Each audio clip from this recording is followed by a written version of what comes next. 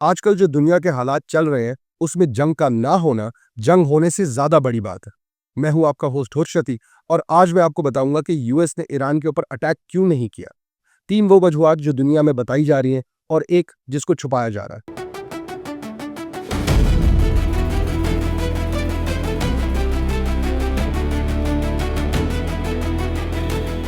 जनवरी के पहले 2 हफ्तों में यूएस और ईरान की टेंशन्स इस हद तक बढ़ चुकी थी कि सारी दुनिया इस चीज़ के लिए रेडी थी कि अब जंग हो के रहेगी। अब यूएस जो है ईरान के ऊपर अटैक करके रहेगा।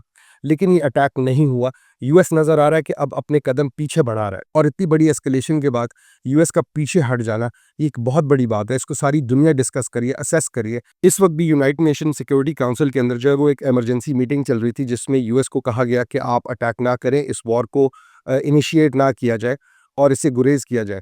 अब इसमें बहुत सारी वजूहात आ रही हैं जिसमें यूएस भी खुद भी बता रहा है कि हमने अटैक क्यों नहीं किया और हम शायद अटैक अभी ना भी करें। उन सबको बारी-बारी डिस्कस करते हैं और इसमें सबसे पहली जो रीज़न या आप उसका एक्सक्यूज़ कह सकते हैं, जो यूएस दे रहा है अपनी तरफ से, वो डोनाल्ड ट्रंप ने ये कहा है कि प्रोटेस्टर्स की किलिंग जो है अब ख़त्म हो चुकी है। जो एग्जीक्यूशंस का डर था उन प्रोटेस्टर्स का जिनको अरेस्ट किया गया था, वो ख़त्म हो गया। ईरान ने अपनी साइड से ये कह दिया कि हम प्रोटेस्टर्स को एग्जीक्यूट नहीं करेंगे। उसके साथ-साथ यूनाइटेड नेशन सिक्योरिटी काउंसिल के अंदर गल्फ स्टेट्स जितनी भी हैं, उसके साथ-साथ टर्की ने भी कहा है डोनाल्ड ट्रंप को, यूएस को, कि अगर इस एस्केलेशन को और बढ़ाया गया, अगर ये वॉर एक्चुअली स्टार्ट हो गई, ये अटैक हो गया ईरान के ऊपर, तो ये एक इतना बड़ा कॉन्फ्लिक्ट बन जाएगा कि किसी के भी कंट्रोल में नहीं रहेगा। तो ये तो 2-3 चीज़ें हैं जिसमें सारी दुनिया इन्वॉल्व्ड है। तो ये तो मेरे ख़्याल से वो 2 एक्सक्यूज़ेज़ हैं जो इस वक़्त दुनिया को बताई जा रही हैं, दिखाई जा रही है। लेकिन जो पहला असल रीज़न है, वो ये है कि यूएसए को वो सपोर्ट नहीं नज़र आई इंटरनेशनल कम्युनिटी में, ख़ुसूसी तौर पे मिडल ईस्टर्न कंट्री से जहाँ पे उसकी बहुत सारी बेसेस है, जहाँ से वो ये ईरान के ऊपर अटैक कंडक्ट करता। बिकॉज़ ईरान ने कहा था कि अगर यूएस ने हमारे पे अटैक किया, तो उनकी जिस-जिस कंट्री में, जिस-जिस इलाके में उनकी बेसेस हैं, जिस तरह कतर के अंदर है, सऊदी अरेबिया के अंदर है, इराक के अंदर है और इज़राइल के अंदर भी, ईरान जो है उन सारी बेसिस के ऊपर अटैक करेगा। अब कोई भी कंट्री ये नहीं चाहती कि उसकी सॉवरेनिटी ब्रीच हो, उसके ऊपर एक मिलिट्री अटैक हो, उसके ऊपर मिसाइल्स जो है लॉन्च किए जाएँ और ईरान का जो मिसाइल्स प्रोग्राम है, जो उनके पास बैलिस्टिक मिसाइल टेक्नोलॉजी है, वो बहुत एडवांस्ड है। तो कोई कंट्री ये नहीं चाहती थी कि उनके ऊपर अटैक हो, इसलिए यूएस को जो है वो सपोर्ट नहीं मिली जो वो चाह रहे थे ईरान के ऊपर अटैक कंडक्ट करने के लिए। उसके साथ-साथ ऑब्वियसली यूएस के ऊपर जब ये अटैक्स होते हैं उनकी बेसिस के ऊपर, तो उनका अपना इंफ्रास्ट्रक्चर भी डैमेज होता, उनकी क्रेडिबिलिटी भी हर्ट होती है और उनकी जो स्ट्रेंथ है वो कॉम्प्रोमाइज़ हो जाती। उनको बैकलैश फेस करना पड़ता उन कंट्री से जिधर उनकी इस वक़्त बेसिस मौजूद है। जो दूसरी बड़ी वजह मेरे ख़्याल से बनी, वो रशिया और चाइना का स्टांस था इस एस्केलेशन के ऊपर, इस कॉन्फ्लिक्ट के ऊपर। रशिया ने कहा था कि अगर कोई आर्म्ड अटैक हुआ, तो एक तो हम सपोर्ट करेंगे, मिलिटरीली आर्म करेंगे ईरान को और ये जो है कॉन्फ्लिक्ट वो रीजन को जेपरडाइज़ कर जाएगा, उसकी स्टेबिलिटी को। वो स्टेबिलिटी जो अभी टूटे-फूटे ममालिक के बावजूद इस वक़्त मिडल ईस्ट में बाकी रह चुकी है। उसके बाद चाइना ने कहा था कि इस तरह की सैंक्शंस जो टैरिफ्स लगाए जा रहे हैं यूएस की तरफ से उन कंट्रीज़ के ऊपर, जो ईरान के साथ ट्रेड्स करेंगी, ईरान के साथ कोई भी किसी भी तरह की डीलिंग करेंगी, उनके ऊपर टैरिफ्स लगेंगे। तो चाइना के इसके ऊपर जो है बहुत सख्त स्टांस था कि इस तरह की चीज़ को हम कबूल नहीं करेंगे, हम उनके साथ जो है वो ट्रेड डील करते रहेंगे और अगर यूएस ईरान के ऊपर अटैक कर देता, अपना मौक़िफ़ लेके आगे चलता, तो रशिया और चाइना अपनी तरफ से कोई रिएक्शन देते, या ताइवान के ऊपर या यूक्रेन के ऊपर और उसके बाद यूएस के पास कोई मॉरल स्टैंडिंग ना रह जाती इन दोनों कंट्रीज़ को अपोज़ करने की, बिकॉज़ वो खुद इस वक़्त एक आर्म्ड कॉन्फ्लिक्ट के अंदर होता जो उसने स्टार्ट किया है ऑन द बेसिस ऑफ के प्रोटेस्ट्स हो रहे हैं। ये एक बहुत ही छोटी वजह बनती है अगर आप दुनिया के ओवरऑल मामलात को देखें कि प्रोटेस्ट एक कंट्री में हो और उसके अंदर मिलिट्री इंटरवेंशन कोई करते, तो ये एक बहुत बड़ी एस्केलेशन होती है इंटरनेशनल कम्युनिटी के लिए। सारी दुनिया इससे अफेक्ट होती है और उसके बाद आपके पास कोई स्टैंडिंग रह नहीं जाती कि जब कोई और इस तरह का स्टेप ले तो आप उनको रोक पाए। अभी तक जो हमने डिस्कस किया उसमें 1-2 एक्सक्यूज़ेज़ थी शुरू में जो इंटरनेशनल कम्युनिटी में डिस्कस हो रही हैं और 2 कुछ वैलिड रीज़न्स थे जिसकी वजह से यूएस ने ये अटैक ना किया हो। लेकिन जो सबसे बड़ा रीज़न है, जो एक्चुअल रीज़न है, जिसको ढका-छुपा के किसी को बताया नहीं जा रहा, जो डिस्कस नहीं हो रहा उस तरह इंटरनेशनल कम्युनिटी में, न्यूज़ में, जिस तरह होना चाहिए, वो ये है कि यूएस का कभी भी इरादा ये नहीं था कि ईरान के ऊपर अटैक किया जाए, ईरान के साथ वॉर कंडक्ट की जाए। यूएस का जो मौक़िफ़ था, वो हमेशा से ये रहा है, जिसके पीछे इज़राइल का हाथ हमें हमेशा नज़र आता है, जहाँ पे हम हर दफ़ा इज़राइल की इस बात को सुनते हैं कि हमें ईरान से थ्रेट है। वो यूएस का रीज़न था ईरान की रेजीम चेंज करना।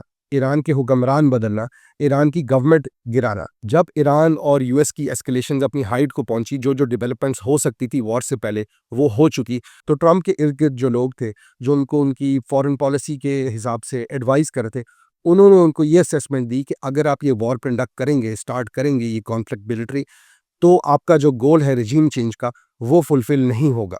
ये बल्कि वॉल स्ट्रीट जर्नल के अंदर जो है, वो ये आर्टिकल आया हुआ है कि ट्रंप वाज टोल्ड कि regime change would not be possible with this war. तो यूएस का जो एक्चुअल डायरेक्टिव था, जो एक्चुअल मोटिव था कि ईरान के अंदर जो है वो रेजिम चेंज हो, और जो इजराइल को थ्रेट फील होता है ईरान से, जो एनिमोसिटी है बिटवीन द टू गवर्नमेंट्स, वो ख़त्म हो, वो इससे नहीं होता था। अब यूएस ने कितने अरसे से बहुत से डिफरेंट इंटरव्यूज़ हैं, बहुत सी डिफरेंट स्टेटमेंट्स है बाय यूएस ऑफिशियल्स भी, एक्स ऑफिशियल्स भी, कि ईरान को गिराना है, ईरान की गवर्नमेंट चेंज करनी है। वो यही नज़र आता है कि यूएस बहुत अरसे से ईरान के अंदर रेजिम चेंज की कोशिश कर रहा था। अभी तक जो ईरान के हालात पहुंच चुके हैं, जो उसके ऊपर इतनी सैंक्शंस लगी हुई हैं कि उसकी करेंसी भी डिवैल्यू होकर अब कोलैप्स कर चुकी है, उसकी इकोनॉमी कोलैप्स कर चुकी है। ये सारे वो इकदामात थे जो लिए गए कि ईरान की गवर्नमेंट चेंज हो जाए, किसी तरह एक जेनजी प्रोटेस्ट का जो ट्रेंड है वो आए, प्रोटेस्ट हो और इनकी गवर्नमेंट को टॉपल कर दिया जाए विद इन।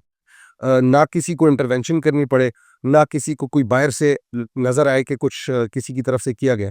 बस अपने ही हालात ख़राब होते जो है ईरान की गवर्नमेंट गिर जाए। लेकिन इसके बावजूद कि ईरान के ऊपर इतनी सैंक्शंस है, इसके बावजूद कि वहाँ पे प्रोटेस्ट, जिस तरह ईरान ने भी बताया कि इस प्रोटेस्ट के अंदर हमें बहुत सी ऑडियोज़ मिली, बहुत से ऑर्डर्स मिले, जो बाहर से इधर दिए जा रहे थे कि यहाँ पे वायलेंस क्रिएट किया जाए, प्रोटेस्ट्स को वायलेंस की तरफ ले जाया जाए, और इनसे इस सिचुएशन को और डिटोरिएट करके ख़राब तक किया जाए, ताकि अगर ये पॉसिबिलिटी है कि लोग ही उठ के, जिस तरह बांग्लादेश पे आपने देखा, सीना शेख को उतार दिया गया, उधर जनरल रीजंस थे, इसलिए सारी आवाम इकट्ठी हो गई। वहाँ पे वायलेंस बहुत ही लिमिटेड था और आवाम ने खड़े होके गवर्नमेंट गिराई, और बहुत ही पीसफुली, रिलेटिवली बहुत ही पीसफुली ये जो है ट्रांजिशन हो गई। लेकिन वो ईरान में नहीं हुआ, बिकॉज ईरान की आवाम ईरान के साथ खड़ी हुई थी। जो 10-15% लोग थे, जो जिनको भड़काया गया, जिनको आप कह लें ब्रेन वॉश किया गया, या उनको जो भी उनकी ग्रीवेंसेस थी उनको बढ़ा चढ़ा के प्रोटेस्ट में कन्वर्ट किया गया, वो रंग नहीं लेके आए। इसलिए मिलिट्री इंटरवेंशन होने वाली थी। लेकिन असेसमेंट ये आई कि अगर मिलिट्री इंटरवेंशन होगी, अगर अटैक होगा, तो ईरान की गवर्नमेंट जो है वो इतनी प्रिपेयर्ड है कि वो कुछ अरसे तक वॉर कंडक्ट कर सके, कुछ अरसे तक अपने आप को डिफेंड कर सके। और उस दौरान में जितनी आवाम ईरान की गवर्नमेंट के साथ खड़ी है, वो रोडों पे निकल आएगी, वो ईरान की गवर्नमेंट का साथ देगी, और जो उनकी गवर्नमेंट है, जो भी उसकी क्रेडिबिलिटी ख़राब हुई है, वो दोबारा सोलिडिफाई हो जाएगी। और अगर वो दोबारा सोलिडिफाई हो गई, तो ईरान की रिजीम चेंज इम्पॉसिबल हो जाएगी फिर कुछ अरसे के लिए। इसी वजह से वेंसडे को जो है बेंजामिन नेतन्याहू ने ट्रंप को कॉल की और उनसे बात हुई। ये अगेन न्यूज़ रिपोर्ट्स के अंदर क्लियरली स्टेटेड है कि नेतन्याहू ने ट्रंप को कॉल करके एग्जैक्ट ये बात बोली कि आप ईरान की जो इंटरवेंशन है, जो ईरान के साथ मिलिट्री आर्म्ड कॉन्फ्लिक्ट है, उसको पोस्टपोन कर, ख़त्म नहीं करें, पोस्टपोन कर दें, बिकॉज इस वक्त उनको रिजीम चेंज नज़र होती हुई नहीं आ रही, और जो रिटेलिएशन होनी थी ईरान की तरफ से, उसमें इसराइल पहला टारगेट होता यूएस के बाद। अब इन सब बातों से आपको ये चीज़ क्लियरली नज़र आ जाती है कि जो एक्चुअल रीज़न था जिसकी वजह से अभी तक ये अटैक नहीं हुआ, वो ये है कि रिजीम चेंज इससे पॉसिबल नहीं नज़र आ रही।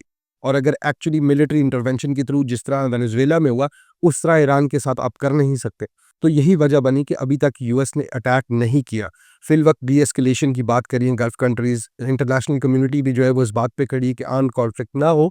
दुनिया इस वक्त वैसे ही बहुत वॉलेटाइल है, और ये आर्म्ड कॉन्फ्लिक्ट जो है शायद आगे बढ़ा चढ़ा के पूरी दुनिया को वर्ल्ड वॉर के अंदर ले जाए। और रेजिम चेंज का मकसद सिर्फ उस वक्त तक होता है अगर आपके पास कोई और बंदा हो जिसको आप गवर्नमेंट पे लेके आ सके। रज़ा पहलवी का हम सुन रहे थे कि शायद इनको लेके वापस आया जाए खुमैनी की जगह, लेकिन वो एक्सपोज हो गए। दुनिया में नज़र आ गया कि वो एक तो इजरायली और ज्यूइश लॉबी के बिल्कुल पपेट हैं, आप कहने। उनका जो स्टांस ऑन इजराइल है वो बिल्कुल ही गोडे गिटे नीचे रख के और उनको सर्व करने का है। जब ये सब चीज़ें एक्सपोज हुई, मीडिया आजकल इतना वसी है कि उसको कंट्रोल करना किसी के हाथ में भी नहीं है। जिसने वो प्लेटफॉर्म बनाया है वो भी उसको कंट्रोल फुली नहीं कर सकता। तो उस सारे मसले के अंदर रज़ा पहलवी एक्सपोज हो गए एज अ जूइश पपेट। और अगर रिजीम चेंज की जगह सिर्फ गवर्नमेंट टॉपल कर दी जाए और उस जगह को डिस्टेबलाइज कर दिया जाए, तो ये किसी के भी हक में नहीं है। उनके लिए भी ये एक और बड़ी मुश्किल बन जाती। तो रज़ा पहलवी वहाँ से डिस्क्वालीफाई हो गए। उस रीजन के अंदर, ईरान के रीजन के अंदर ये डिस्टेबलाइजेशन भी नहीं देख सकता, बिकॉज इसराइल को और यूएस को दोनों को इतना ही नुकसान है उससे जितना बाकी दुनिया को होगा।